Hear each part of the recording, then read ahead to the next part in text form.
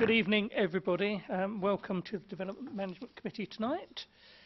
The first thing I have to tell you is that you should be aware that by law this can be recorded by anyone attending, and it means it can be filmed, audio recorded, photographed or reported electronically by the use of social media, but it does not apply to any part of the meeting held in private session.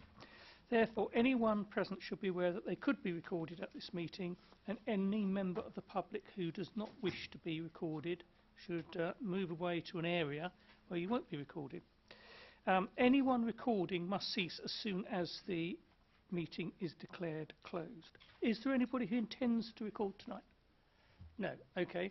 I can also tell you that we are streaming live tonight, so the same applies. Item 1 then, substitutions.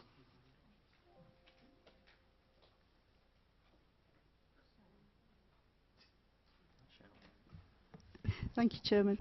We have councillors Harry Bauer for Nick Pace, Nat Chapman for Terry Mitchison, and Malcolm Cowan for Paul Zakowski. Thank you, and apologies from the same, Chairman. Item 3, minutes to confirm as correct record the minutes of the meeting held on the 4th of January. Do we agree those? Thank you. Item 4, I have not been notified of any urgent business, nor are any items withdrawn from the agenda. Item 5, declaration of interest by members. I'll declare County Council and North Midlands Parish Council. Nobody else? Okay, thank you. So, item 6 is plot 6000, the land adjacent to Porch Garage, Hatfield Avenue, Hatfield Business Park. It's the erection of a 75-bed elderly care home development with parking bays and associated landscaping, and this we have already determined, and it is back for minor consideration. Thank you, Chair. As the Chair just said, committee members may recall that they resolved to grant planning permission for this application at the meeting in November 2017. This resolution was subject to the satisfactory completion of a Section 106 legal agreement by the 9th of January this year. As is explained in Section 1 of the report, the completion of this agreement has been delayed due to negotiations over the wording of the agreement. Those negotiations are now nearing completion. However, it's necessary to seek the agreement of the committee to a short further extension of time in order to complete the agreement and issue the planning permission.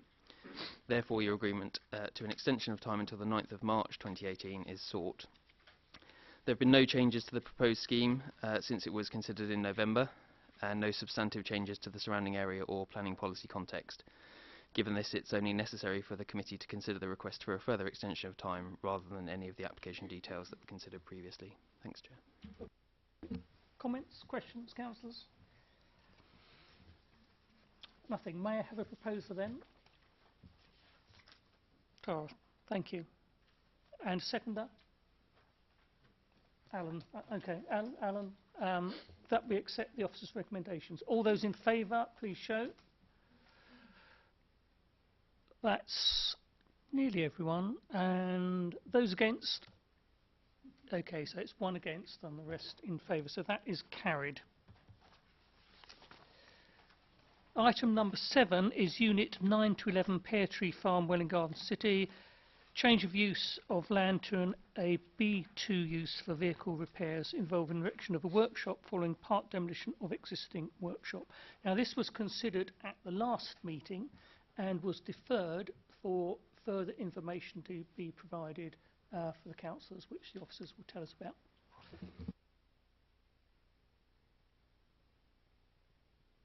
Chair is quite correct. This was deferred from the last meeting, with the question being asked whether the workshop that is the subject of the application was capable of accommodating a double-decker bus. The applicant company have written a letter which appears to have been sent direct to members also, dated the 16th of January, in which amongst other things it is confirmed that the double-decker bus will not fit within the building. Since the January meeting, a letter has also been received which is written on behalf of a number of residents. This letter is critical of the published report from the January meeting, which remains largely unchanged on this agenda. The letter contains the following main comments and criticisms. It stresses the importance of protecting a tree belt which is located along the western side of the building. It refers to the continuing relevance of a previous dismissed appeal when it was judged there was sufficient employment land elsewhere in the district without the need to utilise the application site for employment purposes. It states that the residents have no confidence that the operations can be carried out without significantly affecting their amenity, or that conditions will provide effective mitigation. The writer is particularly critical of the suggestion in the published report that additional Class B employment land is needed to address a predicted shortfall in employment land over the plan period, and suggests that there is predicted to be a B2 land surplus over the same period. Even if there was a clear need for additional B2 land, the development will have a seriously adverse impact upon neighbours' amenity, and the letter is critical of the Council's past performance in investigating complaints of nuisance from the site. In response to these comments, further discussion with relevant parts of the Council has occurred. The Council's landscape team maintains its advice contained in the report and has no objection to the building, provided that additional landscaping is secured, which is the subject of a recommended condition. The planning policy team referred to the latest annual monitoring report, which confirms a net loss of nearly 10,000 square metres of B use class land over recent years, but actually an increase in B2 use land over the same period. But the forecast is a likely shortage of employment floor space by the end of the plan period, making it necessary to develop additional sites for employment uses or have a possible adverse impact upon the local economy. The Environmental Health team confirms there have been complaints of nuisance from residents in recent years, but no statutory nuisance has been proven.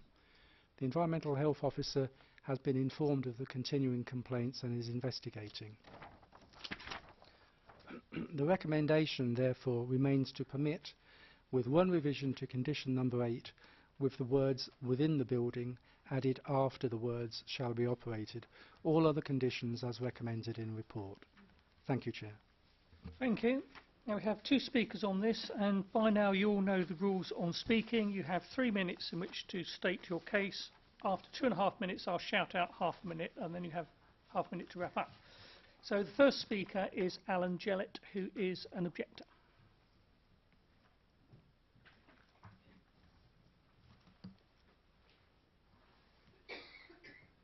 Thank you, Chairman, members. Thank you for this opportunity. I'm speaking on behalf of the residents of Hydeway and Pear Tree Lane affected by this. The plot of land in question is non-employment land, but this application seeks approval for a change to use type B2. In 2003, an application to change the same plot to employment use was refused for these reasons, and I quote, "Inappropriate development outside the designated employment area when ample employment land is available within the district. The proximity of the site to residential property would be likely to have a harmful impact upon the amenities of the occupiers of those properties by virtue of noise and increased disturbance resulting from the manoeuvring of vehicles on site, and consequently the proposal would represent development contrary to policy EMP 8. The subsequent appeal upheld the refusal, stating that the land in question, I quote again, acts as a valuable buffer between the rear gardens of the neighbouring houses and the employment uses in the Pear Tree Farm units, and concluded that it should be retained as such. However, the Planning Department has claimed that the situation has changed since 2003 and that now there is a predicted shortfall in employment land. But the Welwyn Hatfield Economy Study, the updated economic analysis note, dated February 2017, whilst forecasting an overall need for more employment land out to 2032, forecasts a steady and significant reduction in the need for type B2 land. So the situation since 2003 has not changed. There is a predicted surplus in availability of type B2 land, and so all of the reasons for the refusal of the 2003 application and its appeal apply equally to the current application. The Planning Department's analysis in this respect is fundamentally flawed. If, in spite of this, the development were to be allowed, the mature trees in the adjacent tree belt would have to be removed. This tree belt is the essential buffer between residents and the pear tree farm employment activity. It's fundamental to the garden city ethos of peaceful coexistence of residential and business activity, and we would all say it works very well in respect of all other pear tree farm businesses. In terms of amenity, the residents cannot overemphasise the importance of the retention of these trees. We've prepared photographs that have been circulated from the back garden closest to the proposed workshop, showing the current view, and bear in mind that's a winter view with no leaves on the trees, and the view with the trees removed and the building in place. It would completely domineer the outlook and be a dreadful block on the residents' outlook.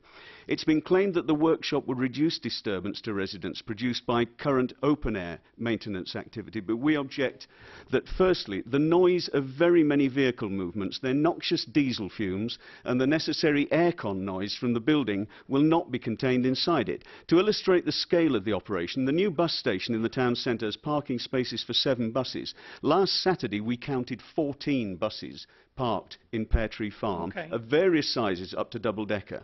Thank you. Is that all? I've got two more things to say. No, that's all. The next speaker is Councillor Helen Beckett, who's the ward member, please.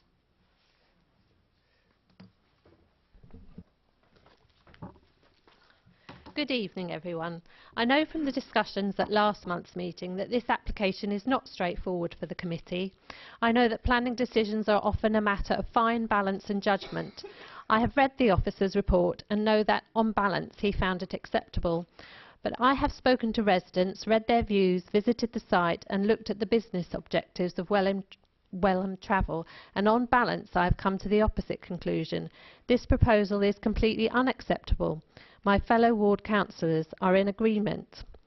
Firstly, I think the proposed industrial building, being over 5 metres high and very close to the boundary of the gardens of the homes in question, will be extremely harmful to their amenity. It will be completely overbearing, dominate their outlook and reduce their natural light.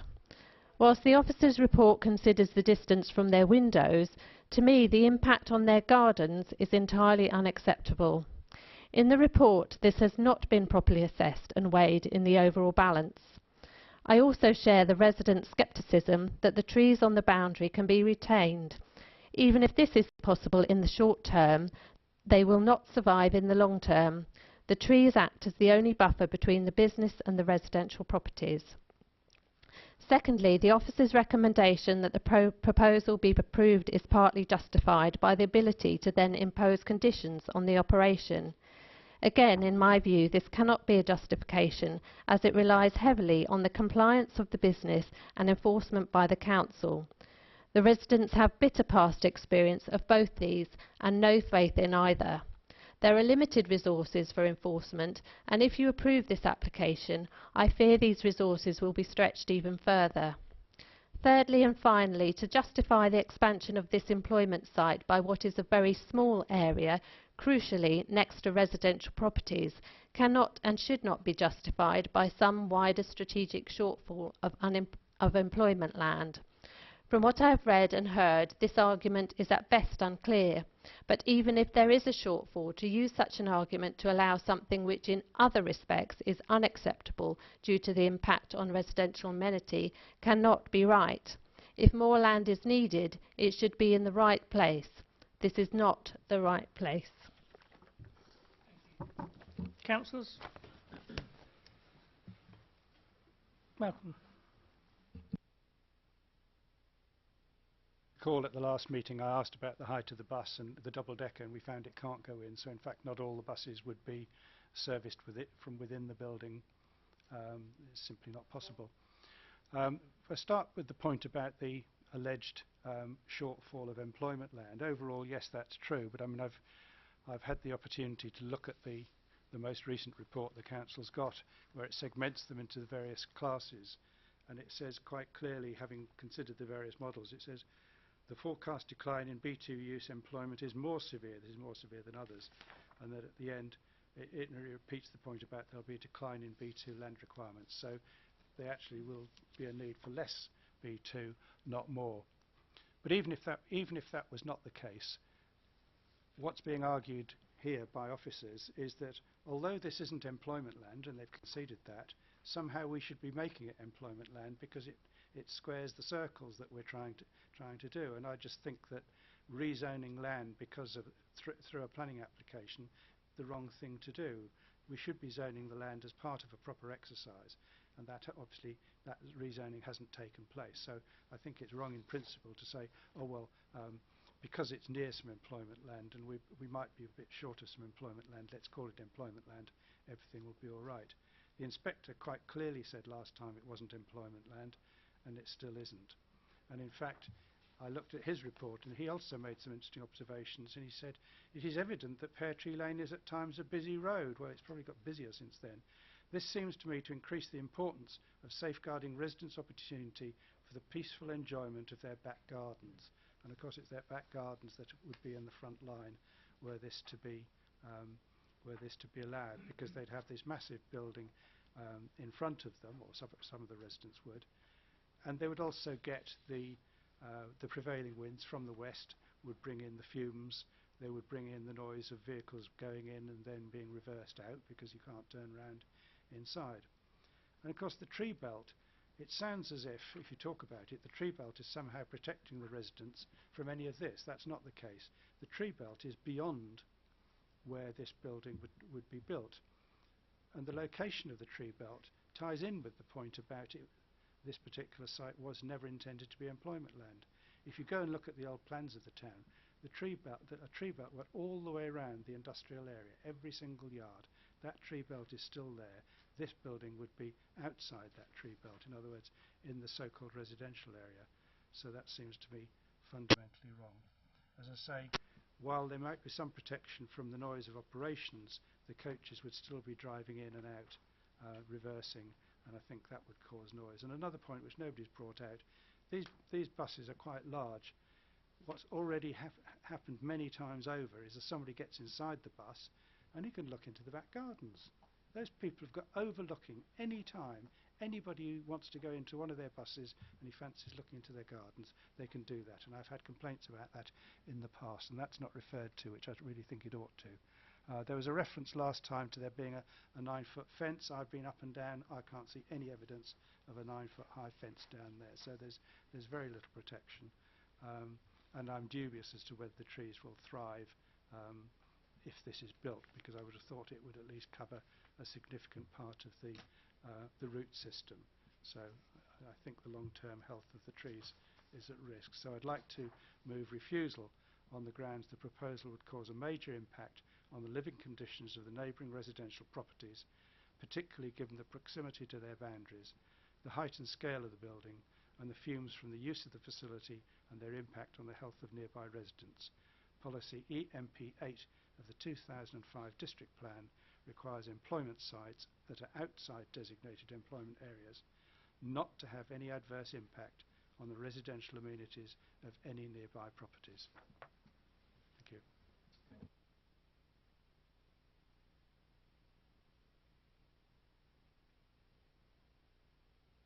you. .4 of the pack, looking at that EMP8, it says that development can only be permitted where all of the following criteria are met.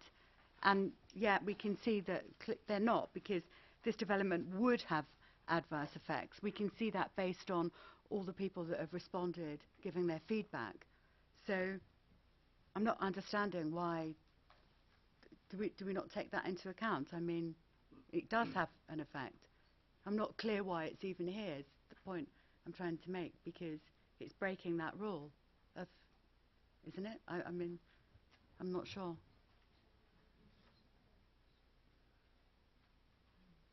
In answer to that question, the policy does remain valid, and of course the amenity of residents is important with any development, no matter the scale nor type. The fact that residents may object does not necessarily result in an automatic refusal of a planning application. The job of the local authority, of course, is to weigh the various benefits and disbenefits of a development, taking into account all of its local plan policies. Okay, thank you. Chair, I just got some questions, one of the questions for the officer. I just heard from one of the objector that the building height is about 5 meter. Can I just double check what's the height of the building? Or do we have any elevation or anything showing the proposed building from back of the garden or from the carriageway or anything?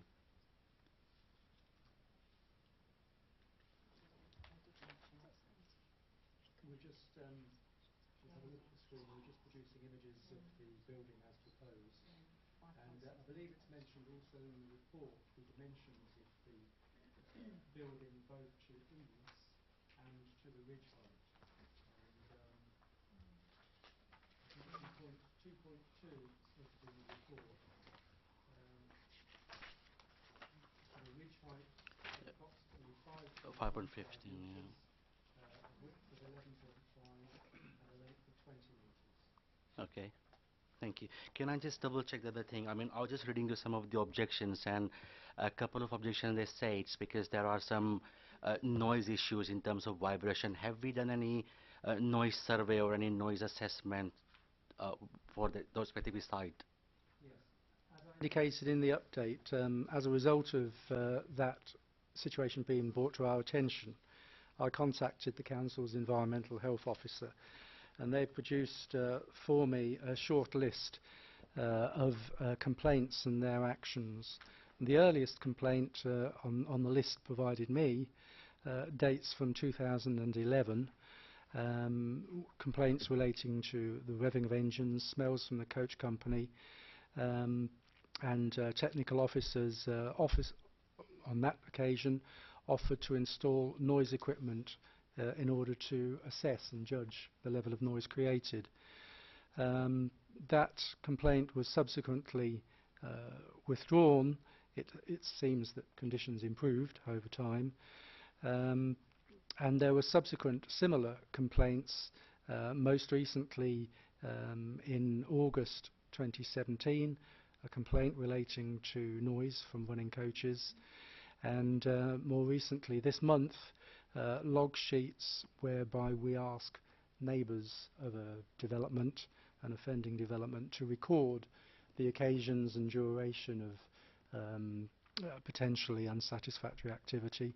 That was circulated, according to this, on the 9th of January of this year, but to date no evidence of a statutory nuisance has been determined. So I believe they've all been resolved as far as this site is concerned today. All those complaints have been resolved satisfactory.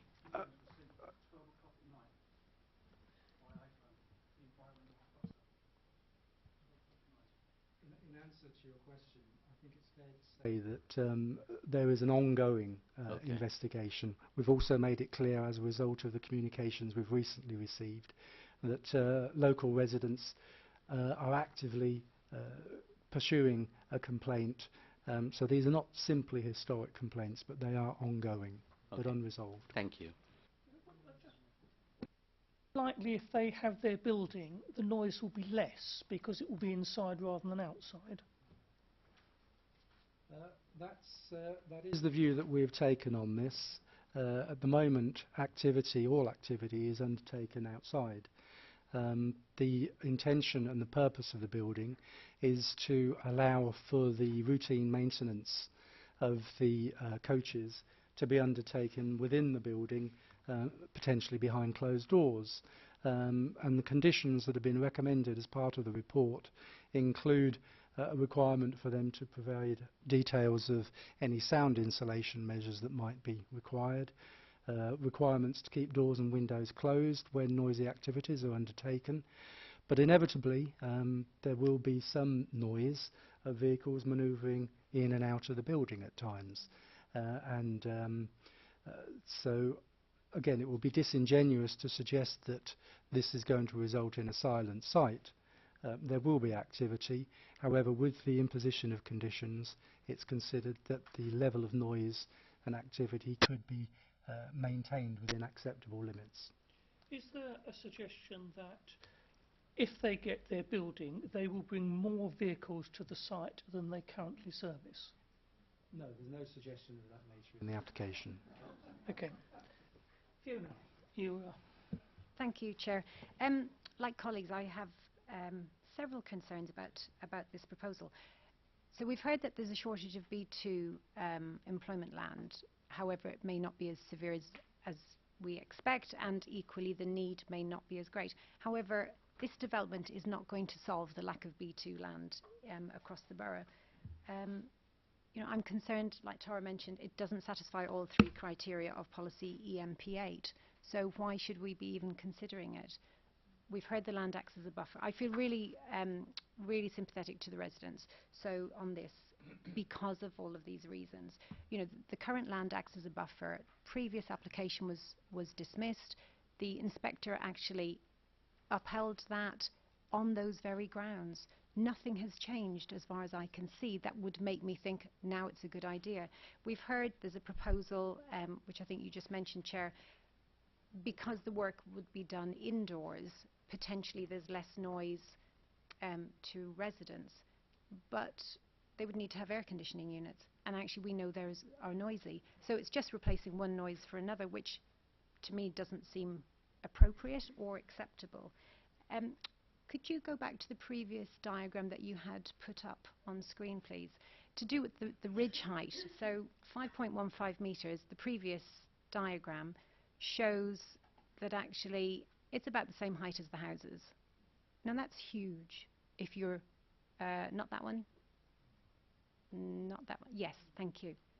So to get some idea of scale, that's pretty large.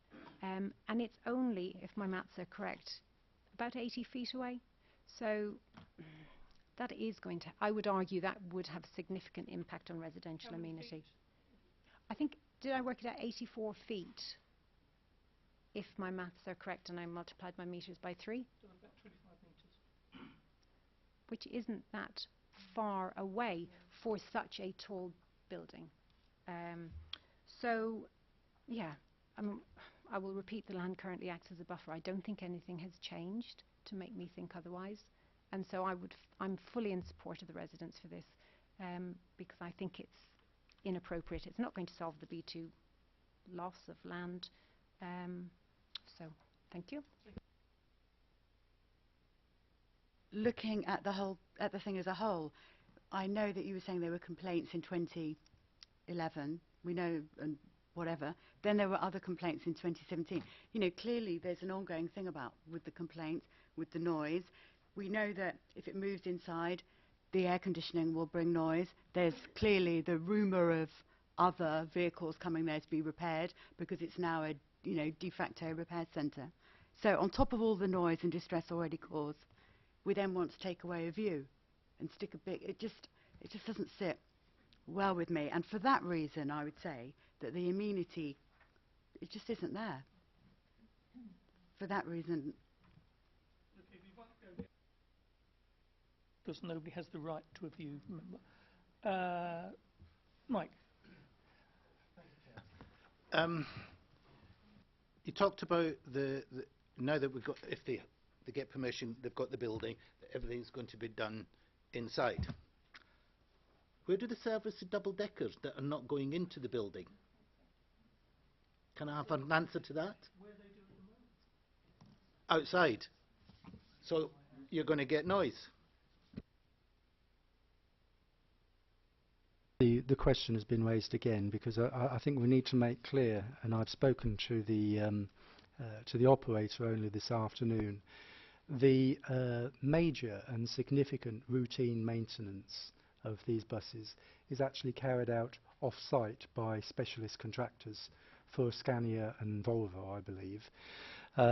The sorts of activity that take place on-site are the more mundane repairs, internal repairs to the coaches when seats are torn, for example, repairs to brakes and brake lines, repairs to lights and that nature. So the heavy work, which I understand typically takes place about every 6 weeks because of the mileage these vehicles cover, takes place off-site at specialist heavy vehicle contractors. But in answer to the specific question, clearly the double-decker bus doesn't actually fit in, or would not actually fit in the building. And any of that routine maintenance, repairs to brakes and the like would take place, as it does at the moment, in the open outside of the building. And they only have one double-decker bus?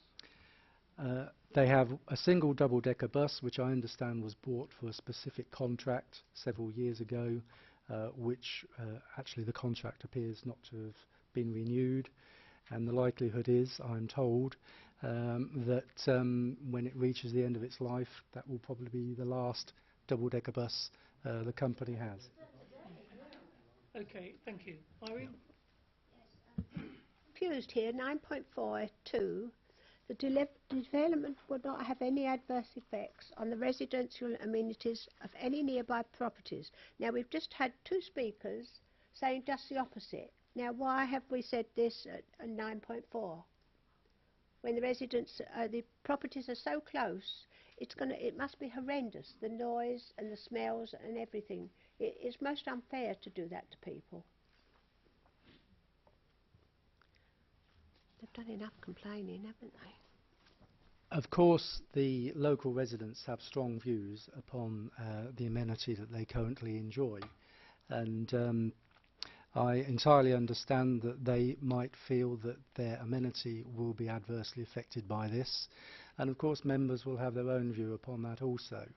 However, the report has taken into account the representations of all of the council departments, including environmental health, and the advice we've received is that there are adequate controls available to control noise.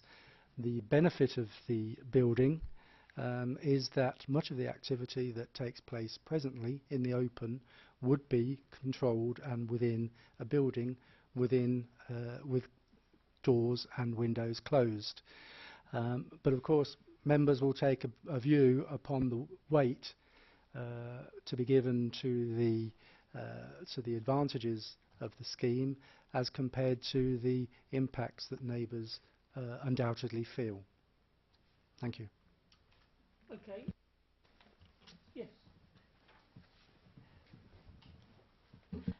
Just to reiterate, it says here 7.7D, the business operates throughout the night, sometimes disturbing local residents. Well, obviously the nature of a coach business, they probably go up to theatres and they are back late at night. I think that's a lot for the residents to put up with already. And I agree, the overbearing nature of this proposal is just not on. Thank you. Side councillors is whether having the operations carried out internally is of benefit rather than having them done outside. Now, there's no suggestion that the external works will cease if they don't get permission, is there? No. They will carry on with the same work, but doing the work externally. So that is correct. It is not a remedy for current noise or smells or anything else. I'll go back now to Malcolm. Your amendment, if you'd like to just put that again to us, please. First, I think it's very unfortunate in view of the size of the trees. I haven't seen a single drawing that shows both the trees and the proposed building to see how narrow the gap would be there. I'd also say, having been the ward councillor since 2005, I believe the complaints go back a lot earlier than was what was said earlier. I think they've been going on for a very, very, very long time. I'm asking the committee to refuse the application on the grounds that the proposal would cause a major impact on the living conditions of the neighbouring residential properties, particularly given the proximity to their boundaries, the height and scale of the building, and the fumes from the use of the facility and their impact on the health of nearby residents. Policy EMP8 of the 2005 District Plan requires employment sites outside designated employment areas not to have any adverse impact on the residential amenities of any nearby properties. You say the impact of the health of the local residents? Yes, from the fumes, the diesel fumes that will come on the prevailing winds from the west to the houses which are in the east. I'm just concerned about that element, Malcolm, because we have been told that they will continue carrying out their servicing whether they have the building or not. And therefore, if they have the building, it may well be an improvement on their health.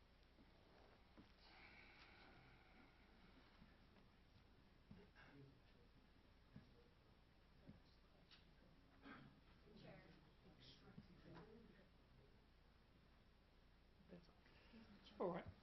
Yeah, I mean, I think we're working on the assumption at the moment there'd be no intensification by bringing more buildings in, more coaches in. I have to say, I suspect that they would. Therefore, the total impact would be greater than it is now if the building were to go in. If I could add maybe a suggestion to Malcolm, that you include at the very start that this land is outside of designated employment land. As a committee, we have sat here more than once and been advised by officers that actually we shouldn't consider an application because it has not been designated. And, you know, it's frustrating. You can't work it both ways. And I think at the very least, if this is going forward as a refusal, then it should contain that as the opening statement. This has not been designated as employment land, which is key. Thank you. Reservation about that as well, because the site generally has been used for this purpose for a long time. But equally, it's been refused by an inspector. It has been refused by an inspector. Yes. And nothing else has changed. Yeah. Okay, may I have a second? Can I just clarify? Yes. For the benefit of the committee, I've put in a preliminary sentence in response to Fiona's helpful comment. The land on which the proposal lies is outside any designated employment area. If we vote against it, if I vote against it, not to have this building, what they're doing now can still carry on. It won't not necessarily stop. So the building might be an asset as to maybe help with the fumes. Well, that's what the officer's view was, yes. I don't understand that. You know, it must be an improvement if so much of it is inside and not outside, and if the bigger vehicles are being maintenance off-site. Yes.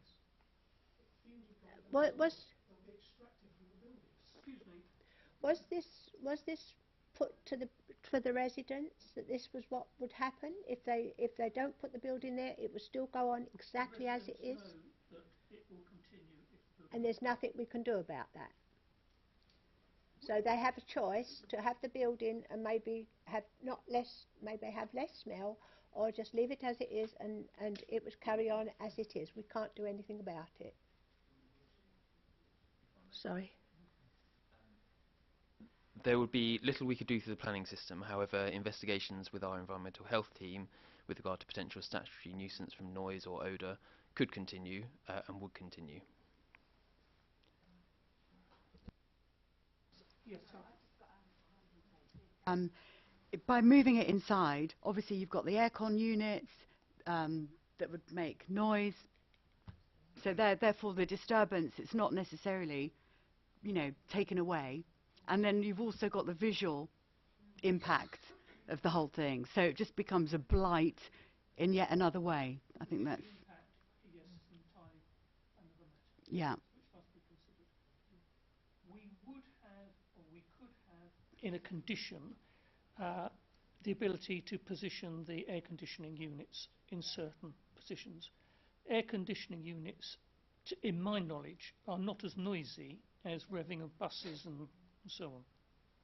Can I say something about that? Because the one thing I want to say about that is I do think one of the things that the residents now need to do is really follow up on the statutory noise, because basically these are residents, they're in that area of the business park, they're trying to have good relationships with people. You know, the idea of note-taking, recording and, you know, making enemies of each other isn't really the community we want to foster. I think now I would really push the residents to make sure they do that statutory noise stuff, because the fact that it's not coming to council doesn't mean it doesn't exist. People are dealing with it at the ground level, and it's not coming to environmental. That's what I'd say. But if anybody, and not just in this site, but if anybody has an objection to noise or smells or anything else which can be dealt with via the environmental health committee, they have to progress that. Yeah. So when the environmental officer goes round and says, in effect, sign this form, you know, you've got to be able to say, yes, I'm prepared to do that. I'm prepared to stand up and say this is the problem. It's no good backing out when they come to it. Anyway, Malcolm, we have your amendment. May I have a seconder for that? It's just how this bus garage came to the fore anyway, I don't know, because Pear Tree Farm has always been used for small vehicles, washing machine repairs and everything over the past 30, 40 years. I've worked in bus and coach garages, and you can still hear what's going on in the garage from outside. It may a bigger shell may even echo. Now when they're doing brakes and what have you, or they've got to have an extractor fan, and so there'd be additional noise there. When they're checking the brakes, they've got to run the engine at quite a high rev just to build up the air pressure. So it's a case of how much noise are we going to allow, and a lot of the tests haven't even come through yet. They're still coming up with tests and trying to find out what the bottom line is. So I've got to go against officers and go with Malcolm and refuse this. Just have Welham Motors use this site, Welham Coaches. The present company was preceded by another company, a coach operating company, and I believe the site has been used in excess of 20 years. Right, okay. Can't really unpick the reasons why they're there and so on.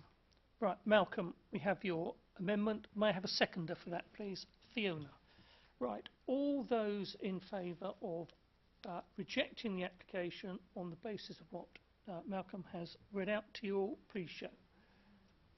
1, 2, 3, 1, 2, 3, 4, 5, 6, 7, 8, 9, 10, 11, 12.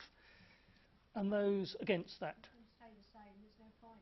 Yeah, that's me too. Okay, so that is 12 for, 2 against, and therefore the application is rejected. Right, next one is number 8, which is Accord House, 28 Bridge Road East, Welwyn Garden City. Addition of 2 floors to form 15 one-bed flats and 1 2-bed flat. Alteration to elevations, including fenestration details and associated cycle parking, bin storage facilities and disabled parking spaces following removal of existing roof. Thank you, Chair. Accord House is a former office building located on Bridge Road East. It has prior approval for 17 one-bedroom flats, and the consent has been implemented with works being undertaken internally. The proposed development of 16 additional flats at second and third floors would be constructed at the same time as the changes to the facade of the ground and first floor, which have previously been approved. The proposed plans for this current application also show these facade changes to demonstrate the appearance of the completed residential building on the image before you. It also includes the erection of an external covered cycle store accommodating 34 spaces, a covered cycle store, 34 parking spaces, including 2 for disabled users, landscaping, an external bin store, a small entrance canopy and signage. Vehicular access is to the rear of the site through an adjoining development. And those car parking numbers that I mentioned exceed those required for both the full and prior approval applications.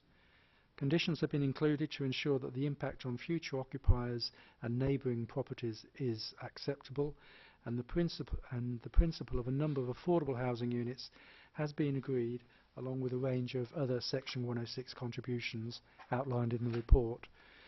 So the recommendation therefore remains to permit, subject to the completion of that 106 agreement and conditions as recommended in the report. Thank you, Chair. Okay, thank you. And we have Tim Waller, who's the agent, to speak on this one, please.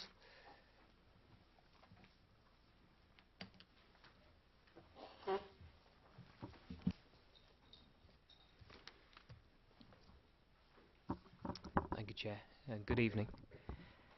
This planning application seeks extensions to create additional housing in a building which already has planning permission for a change of use from office to residential under the prior approval process, and the application proposes to provide another 16 flats. Of these, 5 would be affordable homes complying with the Council's emerging policy requirement. This would be a valuable contribution towards the district's housing need. The building's previous use as offices has now ended permanently. There's a point which has been accepted by officers. It's owned by a house builder and it's already been converted to flats. The proposals seek to make a more efficient use of a brownfield site in a highly sustainable location within a few minutes walk of the town centre, the railway and bus stations. I believe that the opportunities to provide housing on suitable brownfield urban sites should be welcomed, as it can reduce the need to allocate greenfield and greenbelt land in more peripheral locations. The area also has a largely residential character, and the proposed flats would be entirely in keeping with their surroundings. The building is currently shorter than its neighbours, and the proposed increase in height would also be appropriate to its context.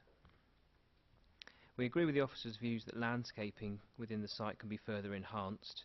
This is a matter which can be addressed through the discharge of planning conditions. I note that there's too much car parking because it was an office building. Potentially there's scope for sort of more of a garden area there as well. There would be no unacceptable overlooking of the neighbouring building due to design measures which have been proposed in relation to the conversion of both buildings. They're both in the same ownership, and their conversion will be undertaken with due care. The applicant's been happy to cooperate with officers' requests for a Section 106 contributions towards provision of children's play space, open space, nursery education and childcare services. And we believe that I believe that there is currently a shortfall in the housing land supply within the borough, which is a matter which weighs heavily in favour of the application. The Council's annual monitoring report suggests a marginal supply, although I'd be very confident of taking that one to appeal if necessary. But officers have concluded the proposals accord with all of the relevant local and national policy requirements. They've also concluded that they thereby benefit from the presumption in favour of sustainable development.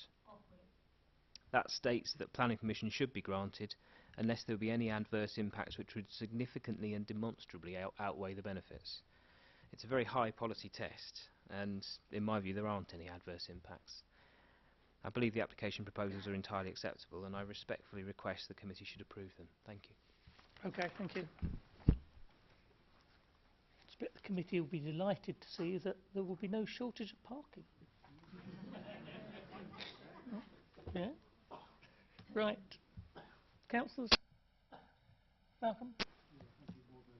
As well. Yeah, I mean, I'm swimming uphill in saying I don't like prior approval. I don't like offices being converted to houses, particularly when they're surrounded by other commercial premises as opposed to residential premises. And I suppose, you know, when you think of how this town was designed, conceived, laid out and all the rest of it, and we then find in page 61 talking about the fact that there is no amenity land, there are mitigating circumstances. The nearest park is 20 minutes away. I mean, you know, that really sums it up for me, that, you know, any children there who want to go and play have got to find their way across God knows how many main roads to a park 20 minutes away. I mean, it just beggars belief that that is thought to be, you know, acceptable. I was fascinated by the statement on contaminated land, where it says this application does not involve. It's all right because this application does not involve the breaking of ground. But then I go and look at informative 6, and it talks about how you're going to use pile drivers to get through. So it seems a bit of inconsistency on that one. And then finally a question, and you may not know the answer because we are just a borough council, but why on earth is there no contribution towards schooling? there's contribution towards nursery education and childcare, so they're accepting children might possibly live on the site, but there's nothing towards primary or juniors, primary or secondary schools. You know, we know that, well, some of us know that there's certain financial difficulties around establishing a school in Broadwater Road nearby, which is the idea to replace the current Pear Tree School. And yet there's no money towards it. Any ideas why? If I may, members may have heard the term pooling restrictions in previous meetings, whereby essentially local authorities are limited on the number of developments in an area that might be pooled to make contributions towards certain social infrastructure such as schools. The County Council, as the local education authority, have taken the view that only the very large schemes of housing should contribute towards that pool, as there is a maximum of 5 developments.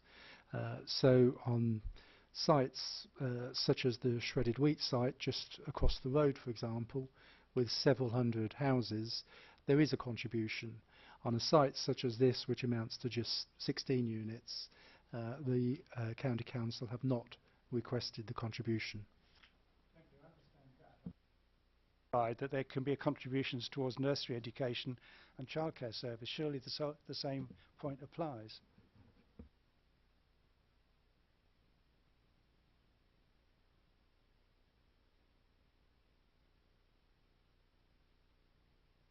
Councillor Cowan, is that at a smaller scale, such as junior childcare and nursery childcare, there are more projects locally upon which to spend that pooled cash, as opposed to senior schooling, which requires very much more financial contributions and expenditure.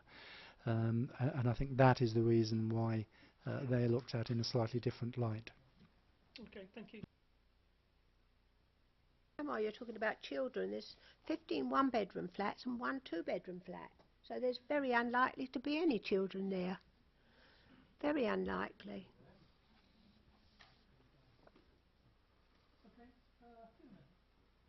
Thank you very much. I'll confess I don't particularly like the design, but that's just a personal thing.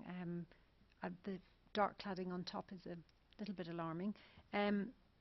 Having said that, I would agree about the comments about lack of amenity space and landscaping. So, you know, we are a garden city, and I think that should absolutely be reflected in the plan. Although I would be nervous if you were then to take away any parking, because we know that parking is often one of the issues at planning applications, that we're very concerned that there is adequate parking. So if you could retain the parking yet create some amenity space, that would be fantastic. I think you mentioned, the agent mentioned 5 properties would be affordable.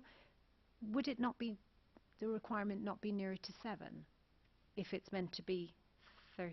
There's 16 flats. Can we not take the other 17 into account? Okay. Okay, 5 is good then, thank you very much. And I am delighted to see that hopefully 20% of them will be lifetime homes as well. I think that's something we should definitely like to see more of throughout the borough. So, yeah, on balance, I think I probably will accept officer's recommendation, although I don't like the design. Thank you. That Fiona got my question about the thing. But one other thing as well, because the total entirety of the building's 33 units, is that right? You know, we're only talking about these 2 floors here. So, and is there a contribution to schooling on the other part or not? Fine. Okay. That's it. Thanks. Just one point, sort of answer to Irene. I live in a block of flats, of 1-bedroom flats, and couples do live there, and couples, when they're together, do produce babies. So there is, yeah, but just because they're 1-bedroom flat, you're not going to have any kids. They do.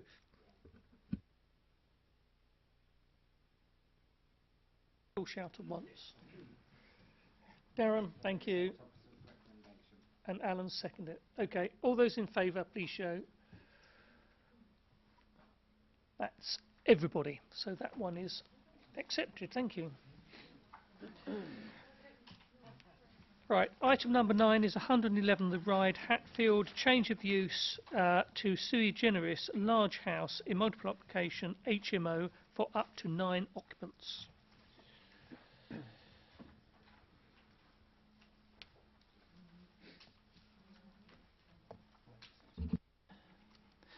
Thank you, Chair. This application seeks planning permission for the change of use of 111 The Ride to sui generis use as a large house in multiple occupation. I'd like to update the committee with one late representation received from the resident of 6 Park View, Hatfield. They comment that they have read the various objections online and have little to add, but wholeheartedly agree with the observation that the use of this property already constitutes a flagrant breach of the restrictive covenants imposed on this development. They then go on to encourage the council as landlord to enforce those covenants. As is set out in the report, the property is located in an established residential area characterised by detached and semi-detached properties. As you'll see from the pictures later in the presentation on the screen, the property has been previously extended but is considered to have the appearance of a single dwelling with a single front door, in keeping with the character of the area. Members will be fully aware of the Article 4 direction in Hatfield, which restricts the creation of new houses in multiple occupation and seeks to ensure the creation of balanced mixed communities. The Council uses its adopted supplementary planning document on HMOs to consider all such applications in Hatfield. The Officer Report considers each of the policy criteria set out in the SPD and finds the proposal to be compliant. It is noted that the character of the locality is that of single-family dwelling houses, and that this proposal would introduce a change to that character, albeit that the use would still be for residential purposes. In terms of car parking, the proposal has been assessed as being a combination of bedsits and single rooms, resulting in the need for 6 off-road parking spaces. These spaces already exist on the paved driveway to the front of the property. Finally, members will note at paragraph 8.3 on page 80 of the report pack that an objection was originally received from the Council's private sector housing team. However, following a joint site visit and the submission of amended plans, these issues have been overcome. Thank you, Chair. Thank you. 3 speakers on this one. The first one is Matt Dibbs, who's an objector.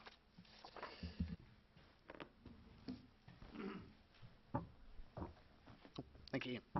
So the first point to raise is with car parking. So referring to section 10.26 of the planning report, which calls for the provision of 6 spaces. The 6 spaces outlined in the ground floor plan are invalid. The spaces numbered 1 and 2 are not directly accessible from the drop curved driveway, which is to one end of the forecourt. The council verge directly in front of the spaces contains a tree owned by the council and a BT telephone access manholes. As such, these 2 spaces are incapable of being used independently or without a considerable number of vehicle movements, which is in contravention of section 5.2 criteria in HMO 2. Furthermore, space 1 obstructs access to the proposed garage. With a car parked here, there is no space for a person to pass. With 6 cars parked perpendicular to the road, this would create clear forecourt parking. Again, contravention of section 5.2, which states this should be avoided. It is also out of character with the whole estate, where on average 2 cars park on the driveway of each property. Moving on with the related topic is the landscaping. So the the report calls for soft landscaping as a condition of planning. However, with the 6 spaces as proposed, no additional area remains for this. Section 10.20 of the planning report states that the trees along the western side boundary on the front side of the site have been retained, which is incorrect. They were removed some time ago. As a result, the frontage will be significantly out of character compared to the remainder of the estate, where on average over 50% of the frontage remains as soft landscape. Moving on to cycle parking, this is not marked in any of the plans, except a reference in section 10.28 of the report that space could be available in the garage. With a car parked in position 1 as marked on the ground floor plan, it would be impossible for cycles to access the garage. With reference to the plans and scaling, they're inconsistent. The ground floor plan indicates the proposed garage is set back from the front wall of the property, allowing space for car parking space 1. However, side elevation B shows the garage in line with the front wall of the property. Which design is the applicant proposing to build? Regarding scaling, this is also incorrect. The ground floor plan states that the minimum depth of the available garden is 7 metres, when in fact it's 5. This is the impression given on the ground floor plan that the car parking spaces are set within a large free space, which is not the case. Planning guidance states the space should be 4.8 metres long, which would occupy most of the available depth on the frontage. Moving briefly on to character and appearance, just the house has been extended, unlike the plan, which I think is, it must have been original build, the house has been extended to the limit of the plot on both sides, which, thank you. By blocking in the carport to create the garage feature, that will increase the bulk and the frontal area of the property, out of proportion with all neighbouring properties and out of character with the estate. Creates an overbearing presence to the adjacent properties, which are all 3-bedroom houses. The combination of the extension to boundaries, no soft landscaping, forecourt parking and an HMO are unique and significantly out of character and context with any other property on the estate. Thank you.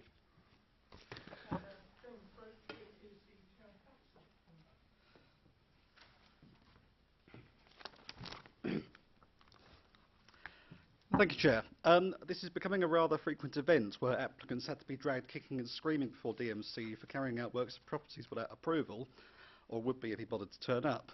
From what I've been told by neighbours, this house is already being used as a large HMO, despite permission being pending, with allegedly more than 9 residents already living in the house, not to mention the building works already having started on the conversion of the garage.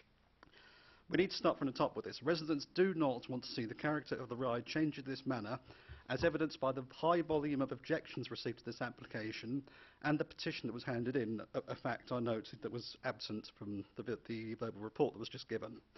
This is a row of family homes in the ride, not row after row of HMO as in other areas of Hatfield. Many of you would have been door knocking around the ride at some point over the last few years and know that that is the case. Point 17 of the National Planning and Policy Framework states that the character of the area must be taken into account, and I urge you to give that due consideration tonight. I have further genuine concerns about the amenity provided to the potential occupiers of this property. I feel the social space, such as the kitchen area, is really pushing the boundary for what is tolerable. It seems like the applicant just wants to do the very bare minimum, and I feel this council must take a stand on providing high quality accommodation, not just the absolute rock bottom EasyJet standard minimum that is allowed by law.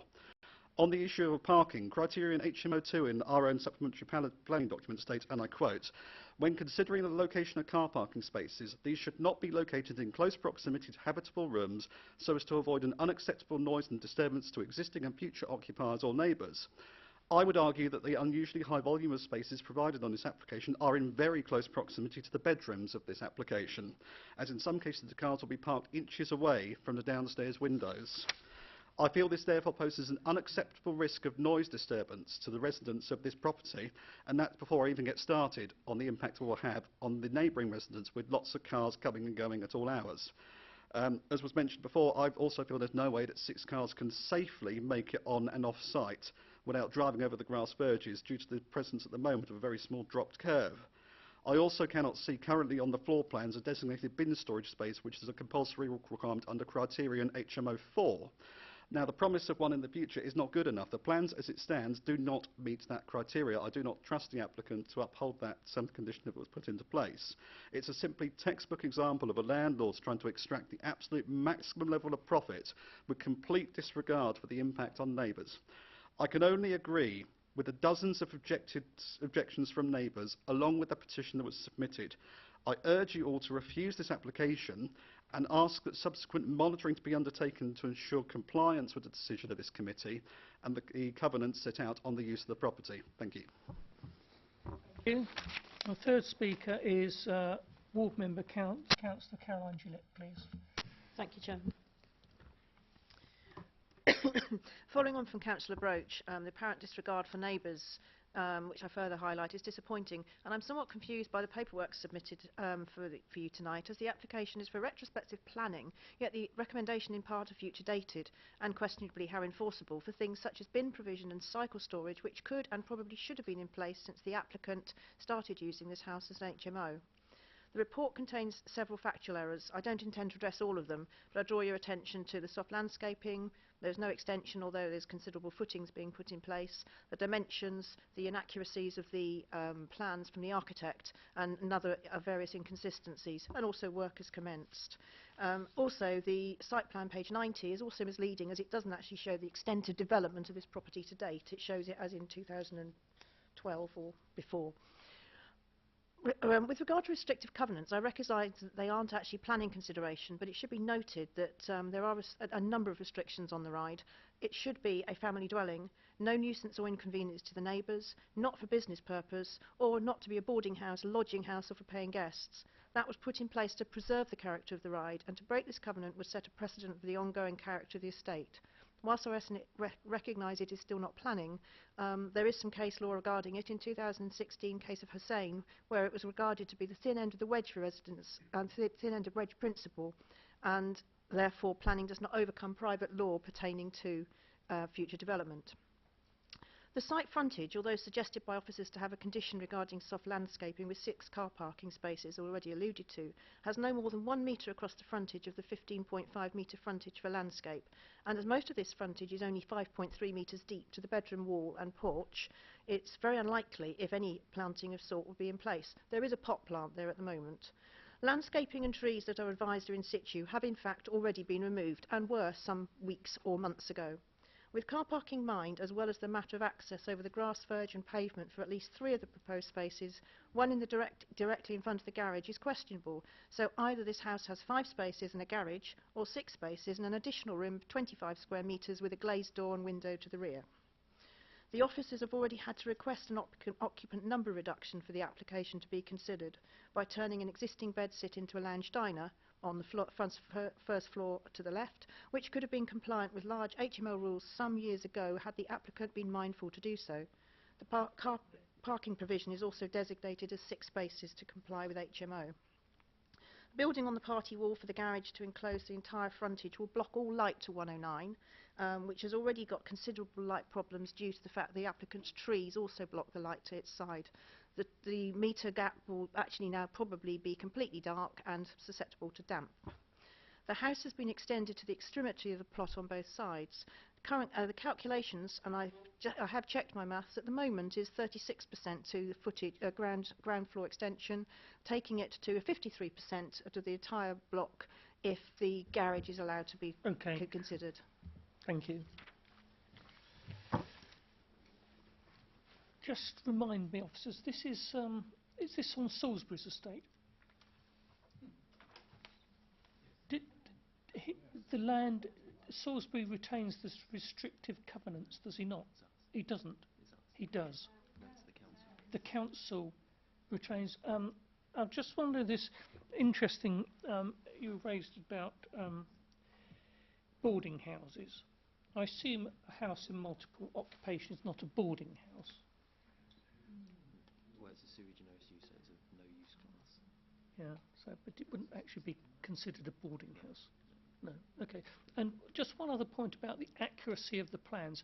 Are we satisfied that the architect's plans that we have looked at are correct? Have a look at those again.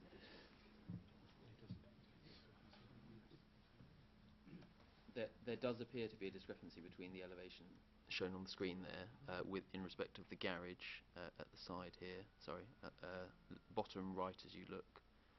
You'll see that the garage, just if you can see where I'm moving the cursor there, is level with the 2-storey front wall of the house. Yes. Whereas on the floor plan, on the left-hand side there as you look, It's it is set back slightly. Do we know which one is correct? The garage at the moment, you'll see from the picture here, is set back slightly from the house. It's proposed to convert that garage space in order to provide the cycle parking and bin stores. Hence the recommended condition requiring the provision of a scheme in order to provide those facilities. Okay. And can we see a plan?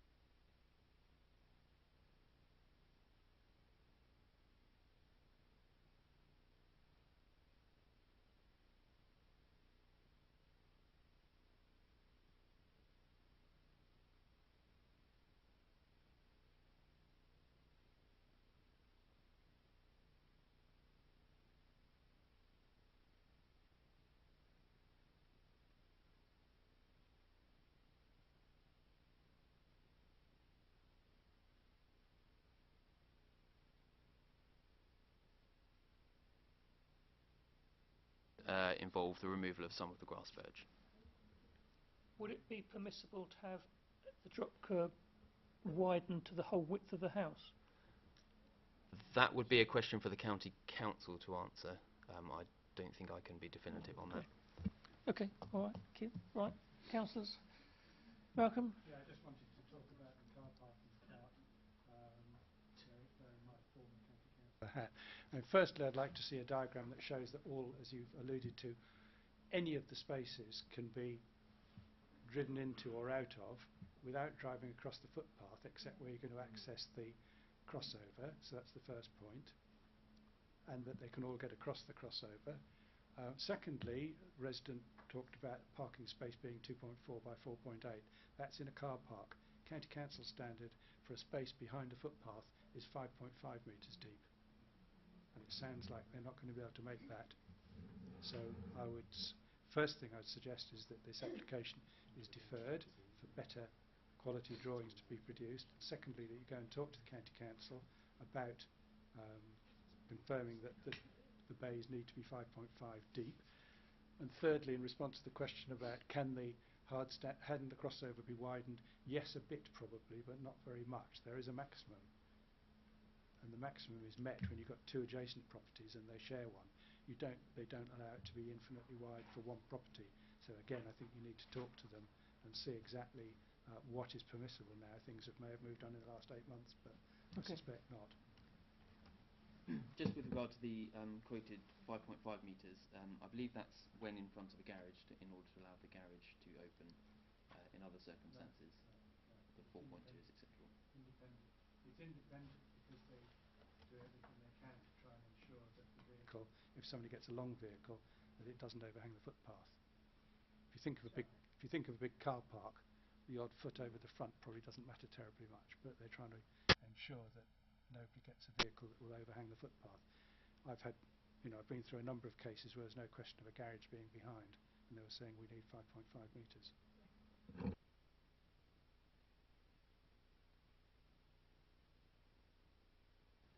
Thank you very much.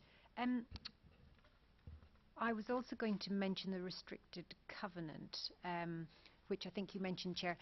I'm slightly concerned that there's a covenant which we're prepared to completely disregard, and for me that doesn't sit well with me. We have a duty to protect and enhance our environment, and surely if there is a covenant we should be trying to support that, even though not in legal terms. No. So what's the point of having a covenant? It is up to the landowner to enforce. And yet we are the landowner. No, here we are the local planning authority. Okay. Which is technically different. Okay, I'll park that for a moment then. I'll move on to my other concerns. So car parking, yes, it was clear to see from the diagram, with the grass verges in place, you're not going to get access to 6 cars on and off. I would very much doubt the county would allow such a wide vehicle crossover. It would appear that the existing unlicensed HMO contravenes any HMO regulations, and I'm also concerned about the unauthorised works which have happened on the property to date. And I think it was James mentioned lack of amenity for residents. These are flats by another name in a largely residential area, but they're not, to my mind, from what I can see, high quality flats with amenity space. They're bedsits. Is that something we really want to be promoting and encouraging in a residential area which is largely comprised of family dwellings? The ability to decide that. Okay, then I would suggest that they are completely out of character, given that the other houses are largely family dwellings, and it would. As we often have to deal with rows of houses where one person wants to convert them into 6 flats. Yeah, but I would suggest that it would impact on the residential amenity of the neighbours. So yeah, there are many factors to this application which are concerning. I'll leave it there. Separate the factors which are important on planning terms and the ones which aren't. As far as HMOs go, there aren't any others close by. So this would actually comply with our requirements. It complies with the council's requirements. Thank you. Thank you, Chair. Just got some concern about obviously the parking, and I completely agree with Malcolm because I believe the county council standard are 5.5 meter deep just because of the overhanging. And I just want to check with the officers in terms of bean provision and cycle storage. I believe it's not part of this application now, only we are putting this condition to convert the garage into the bean storage or cycle parking. That's correct. The applicant has indicated that that's where they would be provided, and we have recommended a condition that would require them to provide those details and then to provide those facilities on site. It's not shown on the application drawings, but it is a requirement of the application, and it's required by condition. Yes, so we've got retrospective planning again, which we seem to come up more than ever now. That road is quite an upmarket road, the ride. It always has been. I used to be Hatfield East councillor, and I've knocked on all those doors. And can you imagine how that will affect everybody else in that road? I know most of them, and they're all families with young children, and to have HMO put in that road is an utter disgrace in my idea, and I can't understand why we keep letting these HMOs allowed to happen. I just can't. I know there's not any around, but I'm pretty sure once this one happens, there will be a lot more down that road, just to get away from all that. It's a lot of hassle, and it's most unfair to people. We don't seem to respect our residents. Okay, thank you. Yeah, thank you, Chair. Can we go back to where we saw the front of the house and the hard standing with a drop cot? Looking at that now, and apologies for I only got round there this afternoon to do a site visit. Either side of that drop curb, you can see where the grass stops and the dirt starts that have already been running over there. Unless they're helicopters and be able to plonk straight on that spot. If they parked in a fan direction, perhaps they could all get on there, but I can't see how 6 cars can get on there. So, and it is out of keeping. We're always going on about soft landscaping, and apparently we have got officers going around trying to get people to look at what they've got on their frontages. But to me, they've already started work on the garage. Now, when you look at all those cars, it's just out of keeping. We've always had a planning policy that it shouldn't upset the street scene. All right, we are moving towards, as in Brookman's Park, to convert to flats. But this particular road, looking at all the plans, they've all got the same or similar footprint, apart from this one, which is taking the whole width of that land. And no, most of the queries that I had have already been brought up by the resident and James. So I've got to go against officers on this.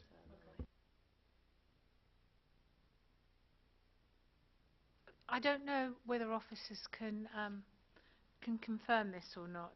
Putting my other hat on, my housing hat on, at the beginning of this year, the government announced new minimum space requirements for HMOs. Does this comply with those new requirements? Because the officers in the private sector housing department, their understanding is that it will be retrospective. So it is really important that any applications that we look at from now on actually adhere to the minimum space requirements. Thank you. The application site was visited both by the case officer and a member of staff from the private sector housing team. That's why there's a difference between the existing plans and the proposed plans, because there were discrepancies that wouldn't have met the standards that are required. and the scheme that sits in front of members for approval would meet those standards, and that's set out in the report as well. Thank you. Irene? Come up with who owns the covenant? I didn't get that. Do we know who? No. Us, not Lord Salisbury, definitely. Oh. Sorry? Oh, right, okay. I thought this was originally Salisbury's land because I think he So gave did it I. to them to Yeah. develop it. Oh, yes. My issues are the street scene, the amenity within the HMO itself, if we're having to say please put in a front room or whatever. Obviously the images plans we're dealing with are sort of out of date. Currently it's an illegal HMO. There's been 24 objections, a petition handed in, and I just don't want to plonk a HMO in a happy residential street. And I understand the rules about, yeah, but there's nothing else there. But in a way, I don't want to, you know, poke a bear with a stick. So I would say no.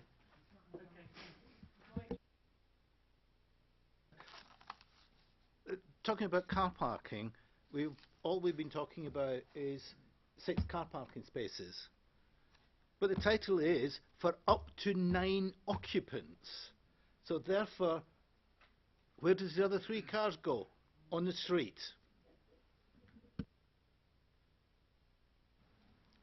I see the way you're moving on this, councillors.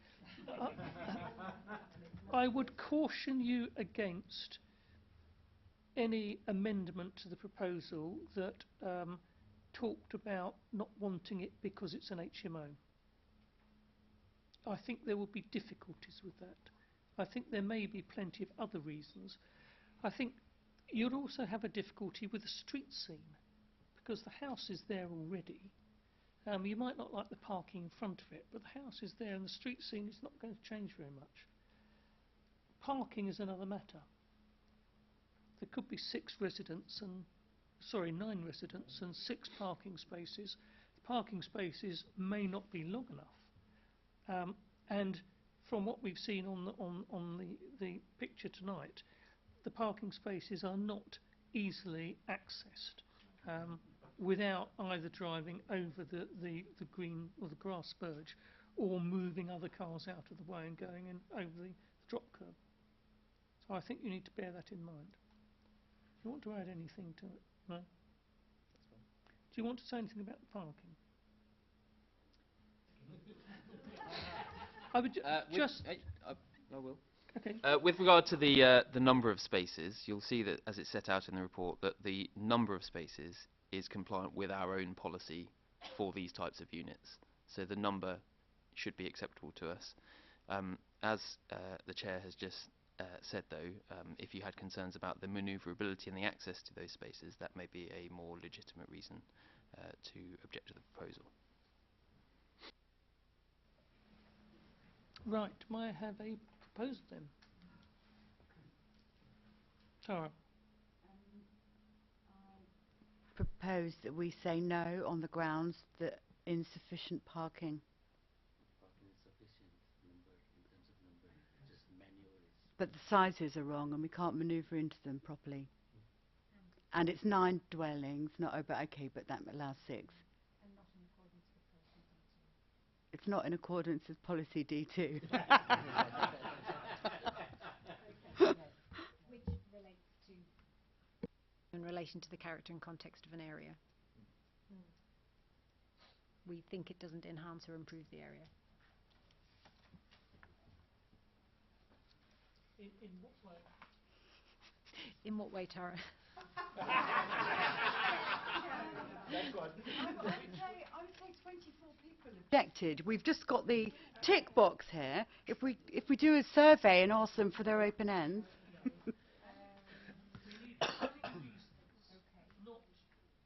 Okay.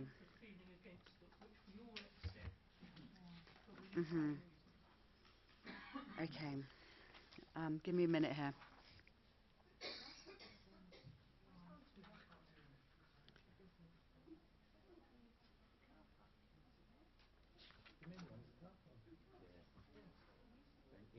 sufficient car parking spaces probably, isn't it? Because with 5 minutes. Yeah, inaccessibility because of the... Yeah, we've got that bit. Yes, got that. And the changing character of the property, really due to the increase in occupation and the changes in appearance of the property, which would not be in keeping with the character of the surrounding buildings. Something like that?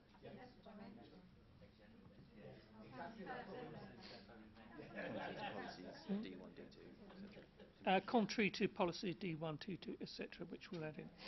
Right. May I have a second of that? Yeah, I would just add the inadequacy of the parking rather than worrying about the exact number, because if the number accords with policy, we would be in trouble. But I think saying it was inadequate would cover a range of sins. Inadequate accessibility. Yeah.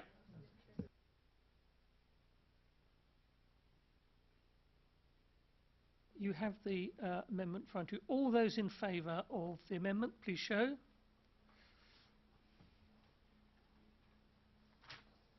That's everybody except me. Right, so the amendment is carried and the planning permission is refused. Thank you. Right, last one tonight. Item number 10, Flint Cottage, Blackhorse Lane, Potter's Bar. Alteration to extend dwelling to include removal of 5 number dormer windows, removal of first floor side extension, replacement of 2-storey front extension with single-storey entrance porch, and retention of single-storey rear extension.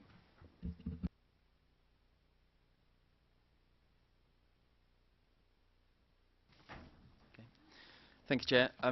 Before I give members an explanation of the background to this application, I'd like to inform members of a small change to the wording in paragraphs 11.8 and 11.9 on page 96 of the report pack.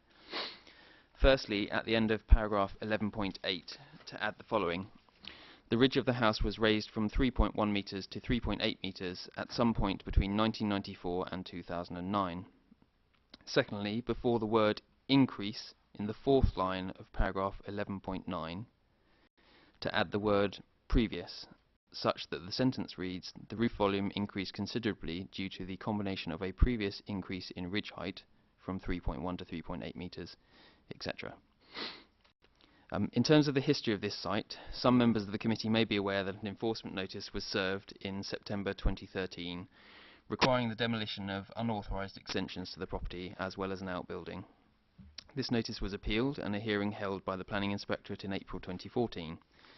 The Inspectorate upheld the requirements of the notice but suggested that the Council enter into discussions with the applicant to try and reach a compromise agreement.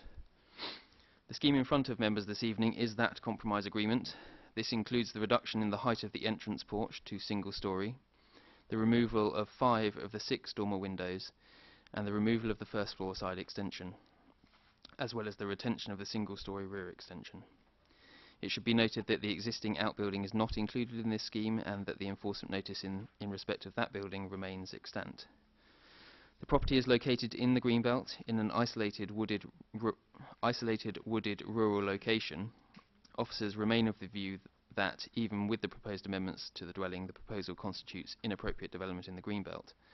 However, over the course of the last number of years, whilst negotiations have taken place, the view has been formed that the expectations of the appeal inspector that the council would negotiate with the applicant can form a case of very special circumstances that may justify the proposal.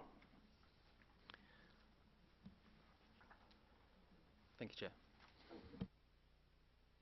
Thank you. Last speaker tonight, Parish Councillor Jackie Bolton.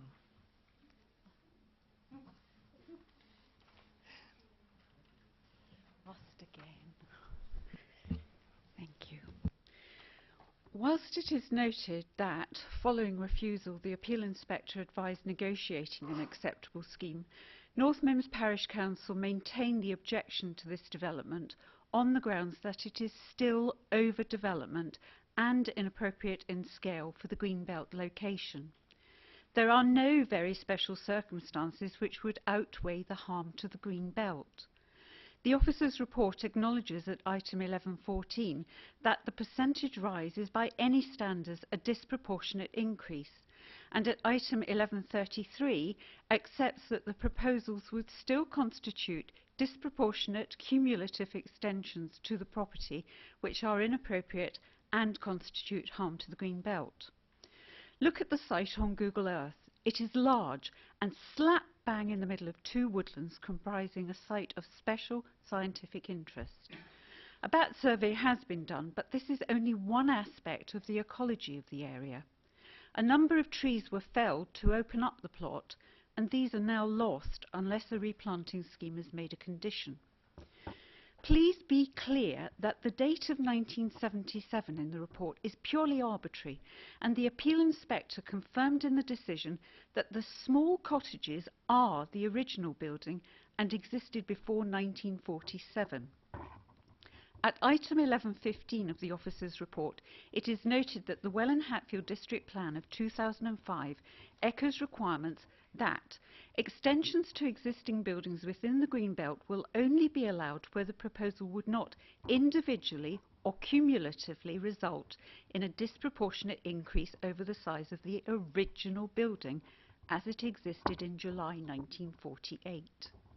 The proposal before you bears no relation to the original cottage building, or even to that which was there when the applicant purchased it, apparently with no knowledge of greenbelt constraints.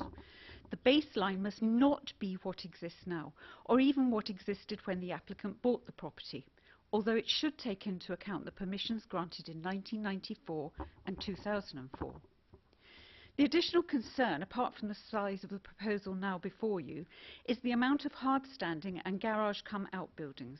These are not part of this application and are subject to enforcement, but no doubt will yet further applications be brought forward for what is again inappropriate development in the green belt. In 1994, permitted development rights were removed from the property. Please either send this application back for further negotiation to reduce the size and unsuitable elements of the property, and hence reinforce the decision to protect the green belt from inappropriate development by the removal of permitted development rights, or refuse it as a clear message that it is not good enough to do what you like and think that you can prevaricate for years to get what you want. Thank you.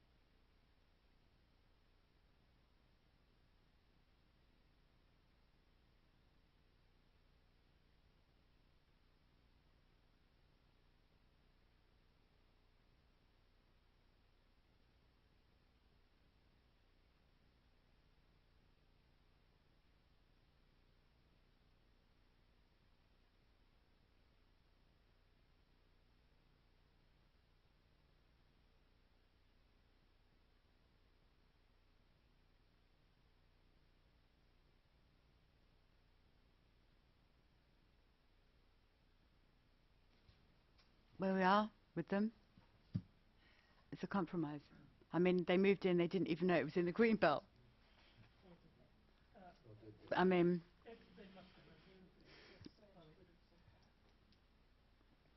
the fact is, it's already there as that huge big thing. So, I'm thinking, say, yeah, go with officers.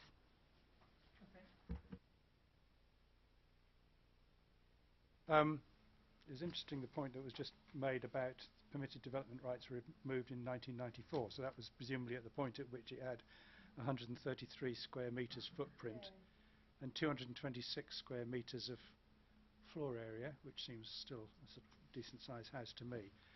What I find baffling, and I've never seen it before, is here we've got in paragraph 11.23, the proposed extensions are considered excessive.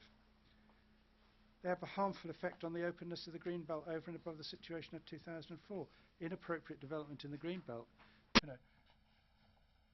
and it's littered through here, saying it's still over large, and somehow the inspector's comment, "Go and sort it out," which seems a perfectly reasonable comment, is taken to be special exceptional circumstances. And I don't get that. It's a comment. It's an input to the process. It doesn't, to me, mean, oh, go and give him lots of what he's got and only prize a bit off. To me, it's too big. We should refuse this and start the process again.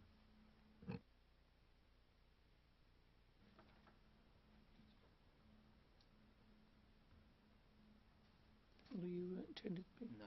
No. Okay. Sorry. All right, Alan. Yeah, thank you. Over the years that we've been sitting on this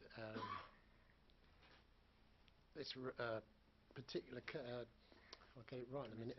Committee. Thank you.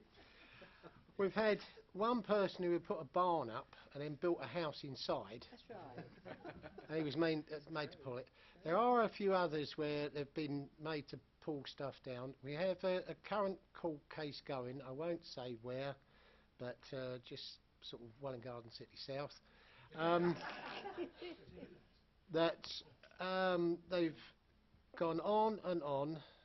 The planning department has worked with them just to say, yeah, that's as far as you can go, and they've gone further. Well, this is the same case. It's about time the people, when they put in planning applications, did it right, so that if anybody does do wrong, then we've got all the strength behind us. Absolutely right.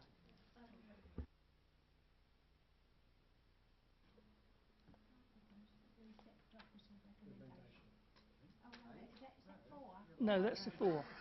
Yeah.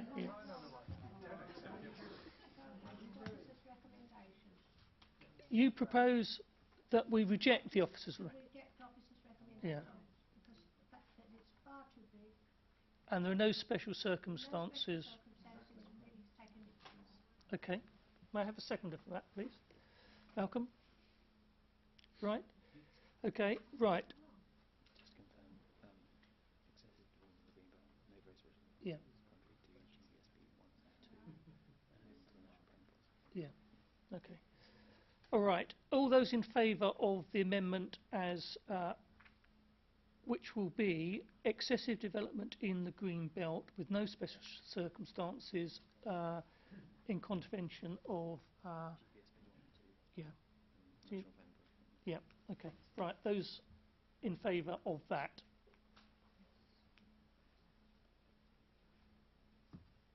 That's 1, 2, 3, 4, 5, 6, 7, 8, 9, 10, 11, 12. Those against? 2. Malcolm. Right, so that is rejected. Okay, thank you. Appeal decisions. We had quite a good month on appeal decisions. Interesting that Row Green Close was rejected, was dismissed. You will recall that one coming to committee. Okay. And then finally the planning update on future applications which may or may not come to the committee. Some have been on a long time. All right, that's it. Thank you, everybody. Thank you.